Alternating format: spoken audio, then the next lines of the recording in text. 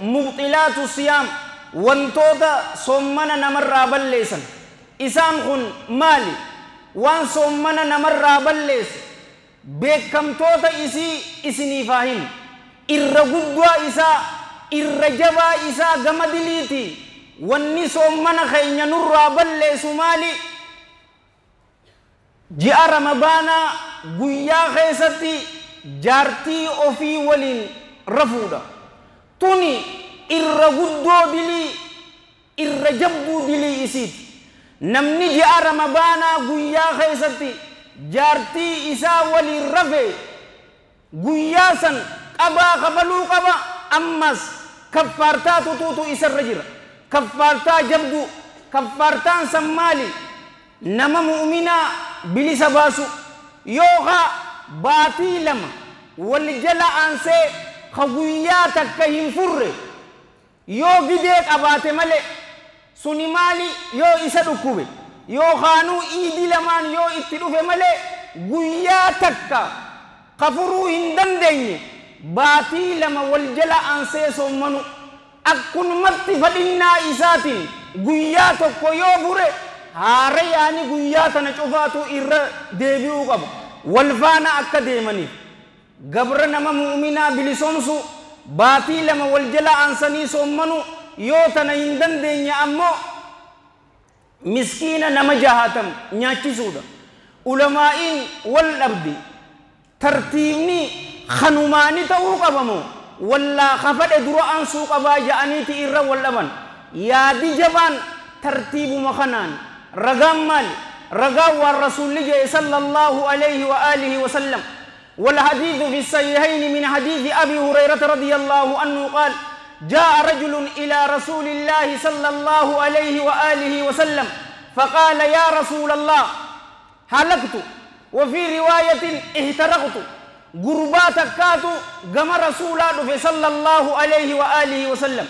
رواية برا أضونت رسول ولي صلى الله عليه وآله وسلم تاو الجروتي gurbaan takka dhufe yaa ergamaa allaha nin gubadhe yookaa riwaayaan tan maal jette halaakameetiin jiraaje rasuulli sallallahu alayhi wa alihi wa sallam maaltu siifte maal taatee jennaan gurbaan kun maal jee guyyaa ji'a ramadaanaa keessatti jaartii tiyya wali rafee jeen yeroo kana rasuulli sallallahu alayhi wa alihi wa sallam hal tajidu sa'atiin kun ni agartaa hijeen raqabatan tuutiquha morma mu'minaa ka bilisoomsitu nama bilisoomsitu ni dandeessaa tana ni qabdaa jennaan qaala ay arrajulu la gurbaan yaa ergamaa allah namaan bilisoomsu hin qabuu jeen dandeeyti akkas hin qabu ammas rasuulli sallallahu alayhi wa alihi wa sallam fahal tastatii'u an tasuuma atiin kun ni dandeessa sommanu mal somman baatii lama wal jala sommanuu ni dandeessaa hijeen qaal ay arrajulu la rasuulaan sallallahu alayhi wa alihi wasallam gurbaan tanuma dhadhabbiituutu yeroo duraatu wanta na keessa na naqeemii jechuu isaati bara hin danda'u jeen rasuulli sallallahu alayhi wa alihi wasallam haya ni arkattaa hijeen miskiina 60 nyaachisu قال الرجل لا إن دنده جئن يروخن رسول صلى الله عليه وآله وسلم أسمتائي جئن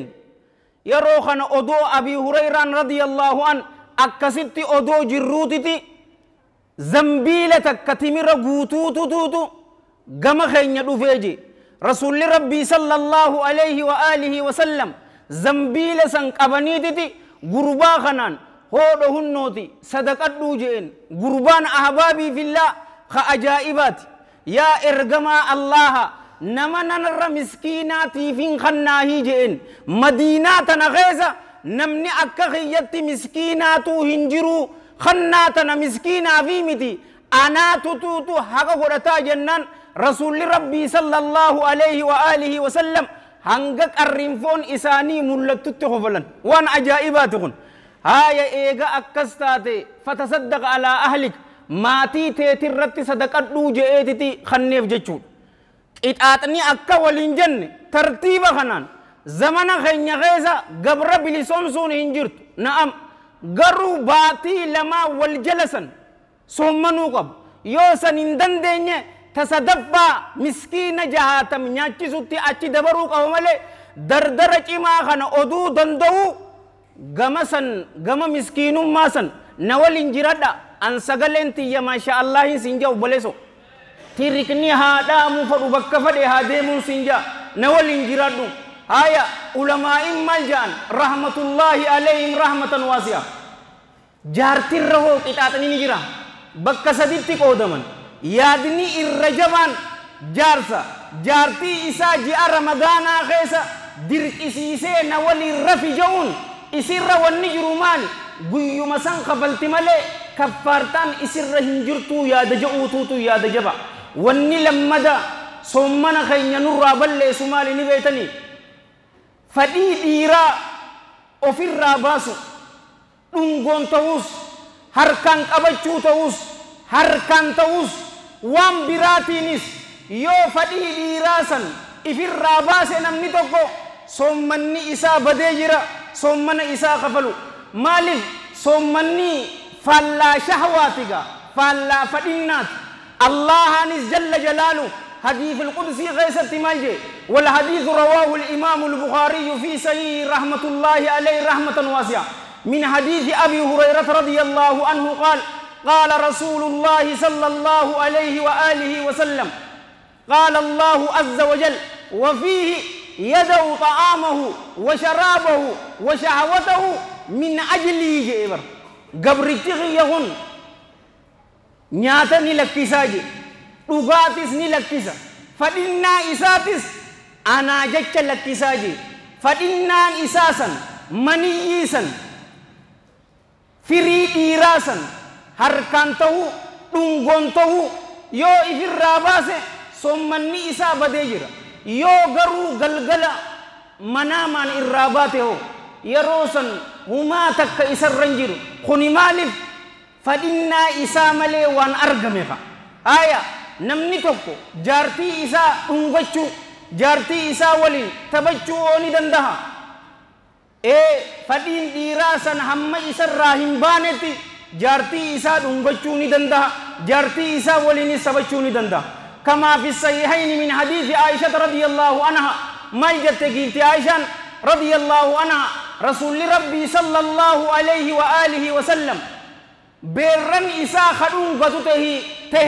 وهو صائم حال إني سومن قبون ويباشر خإساء والانتبطته وهو صائم حال إني سومن قبوني قروا نمني أكا إساء فإنا إساء قبوني جراهي جت ani fadhiiti yanin qabaa yoo jarte ulamaa'iin garii dardara yoo ta'e jaartii isaa dhungachuu hin danda'uu warra je'eetu jira. Garuu khasibeeku rabbi eegasii lubbuuteetu nin danda'a ana jaba mataa dhiiraatiin sinjaa dhungachuu ni dandeessa wajji taphachuu ni dandeessa tana jechu. Haaya odoo gurbaan takka janaabtaa qabuu yoo salaatni subii isatti azaane hoo fedhu jaartii isaa waliin rafee haa ta'u fedhu hiraabbatee sa'aa torbatti yeroo as-salaatu khayrun min an-nawm jedhu yoo dammaqee humaa takka isarra hin jiru soommanni isaa fayya qaamuma isaa dhiqatee gara masgiida isaa haa deemu. Waan meeqaan nuu hime waan lamaan nuu hime jechuudha. Wanni guddaan ji'a ramadaanaa soommana keenya nurraa balleessu maali jaartii ofii guyyaa keessatti waliin rafu kan fadhinnaa dhiiraa ofirraa baasu tuqachuun haa ta'u harkaan haa ta'u dhungoon haa ta'u waan fadheen haa ta'u